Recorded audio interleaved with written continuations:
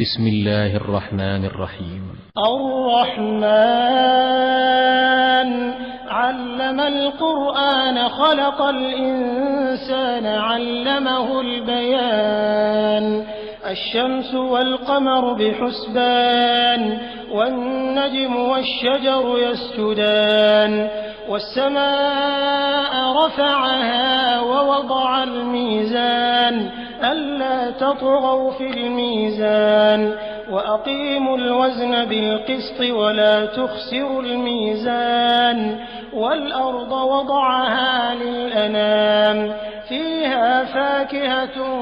والنخل ذات الأكمام والحب ذو العصف والريحان فبأي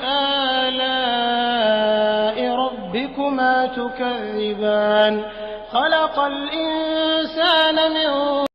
walaaca xoogan ee ka taagan xaaladda nololeed ee carruurta agoonta iyagu ku barakacsan deegaanada u dhaxeeya magaalada Muqdisho iyo degmada Afgooyo isagoo ahaa mid taagan in dhawaanahaniba ayaa haddana iminka waxaa muuqanaysa inay aad u soo badanayaan carruurta iyagu ku agoontoobaya dagaalada aanan hakadka lahayn ee ka dhacaya magaalada Muqdisho kuwa iyagu ku dayacan deegaanada loo barakacay aanan haysan nolol wacan oo dhameystiran carruurta agoonta oo iyagu dhibaatada la qaba kuwa kale ee barakacsan ayaa haddana waxaa jira inaysan helin xanaano waalid iyo mid aadanimo toona ayna ku adag tahay helaan waxyaabaha asaasiga u ah nolosha bini'aadamka xarunta umulqura oo ah goobta kaliya ee lagu xanaaneeyo carruurta agoonta oo ku taala duleedka magaalada Muqdisho oo maanta Soomaali Journal uu booqday aynu kula kulannay tiro carruur oo iyagu nasiib u helay inay helaan xanaano wacan oo bilow ah walow ay wali sii jirto baahi ay u baahan yihiin in laga kaalmeeyo carruurtan agoonta toddobaatankan carruurta oo isugu jira wiilal iyo gabdho oo dhammaantood agoon ah ayaa waxa iyagu lagu xanaaneynayaa xaruntan umulqura iyagoona carruurtani goobta looga dhisay hoy ay ku haydaan kana helaan raashin ay cunaan iyo waliba waxbarasho bilow ah xaruntani umulqura oo ay gacanta ku hayaan dad Soomaaliyeed oo garowsaday oo adeegida bulshadooda ayaa iyagu carruurtani agoonta ay ku jira waxa laga dareemayaa farxad aysan helin kuwa kale ee wali ku dayacan daafaha iyo gudaha magaalada Muqdisho halistan waa inay la kulmaan dhibaatooyin xagga nolosha oo aysan ka waaqsan qaar kamid ah carruurta oo wax ka weydiiyay xaaladahooda ayaa ii sheegay inay aad ugu faraxsan yihiin rajaynayaanna haddii ay sii haystaan gacantani loo fidinayo inay horumar fiican higsanayaan waxbarashada oo kamid ah waxyaabaha muhiimadda la siiya ayaa iyagu carruurtani waxa ay ka helaan qayb bilow ah walow ay wali muuqanaysa in carruurtani u sii baahan yihiin in loo fidiyo taageero buuxda oo dhameystiran waalidiin iyagu carruurtani ugu jiraan xarunta agoonta umulqura oo ina Soomaali Journal u waramay ayaa sheegay inay haystaan tiro carruur agoona ayna nasiib u heleen in min hal cunug ee xaruntani umulqura u xanaanayso kuwa kalena ay dayacan yihiin iyagoona ka codsaday walaalahooda Soomaaliyeed inay soo taageeraan si kuwa kalena ay ugu helaan nolol fiican oo ka wanaagsan midda ay hadda ku jiraan يوتيوب شغل محل عاشق سفارة وعبود يوتيوب حتى من أيام الصيف فيها شيء أنا على القرى مركز الحمد لله أنت كلاتنا ما ينهني وحنا ندوك اليوم ذكر ما تقصتها ما معناها زمان هذا وما إني sida soo kale todobo oo badan oo Soomaaliyeed wada aqoon been qoto Soomaali inay yani waxay noogu tamarrucaan waxaan u baaqaynaa dadka Ilaahay wax sii shaariyada ama ganacsatada Soomaaliyeed ama islaamka ah inay yani caawin ala soo gaaraan macnaha naga caawiyaan meel walba oo dhibaato oo jira maanta ay nala qaybsadaan gaar ahaan aqoonta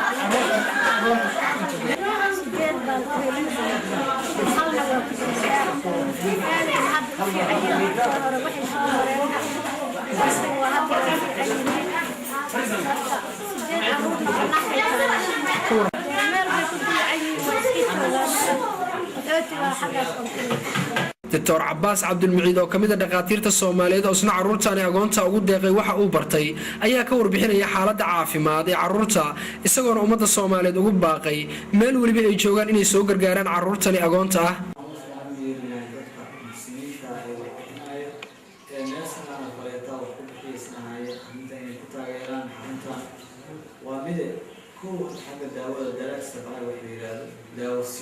ولو كان داوود أسنشيا إسكا نور قصة سوجر أنتيبيوتيكا سوبرس أنتيبيوتيكا سوبر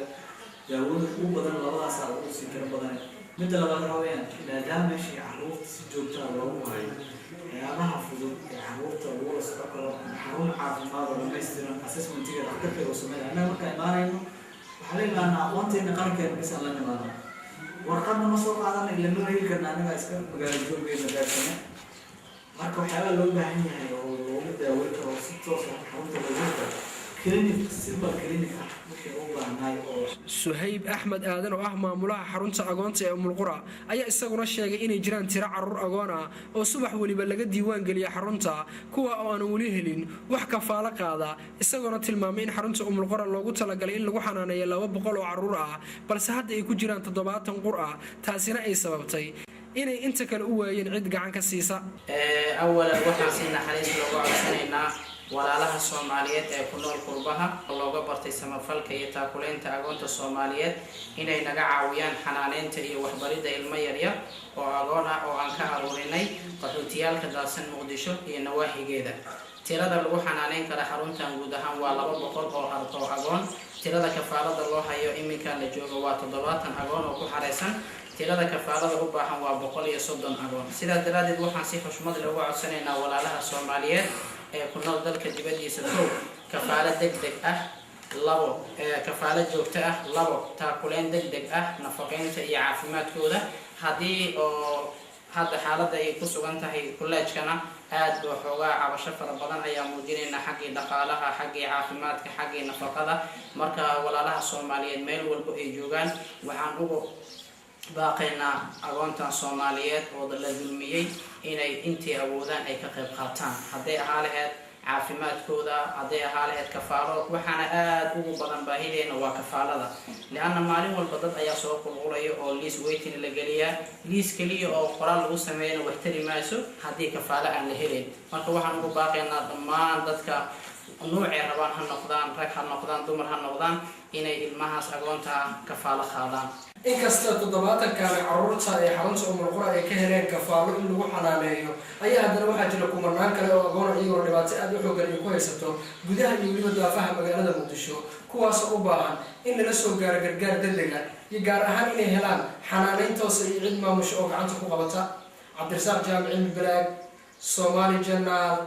deegaanka kiiloomitir 14 nawaaxiga magaalada Muqdisho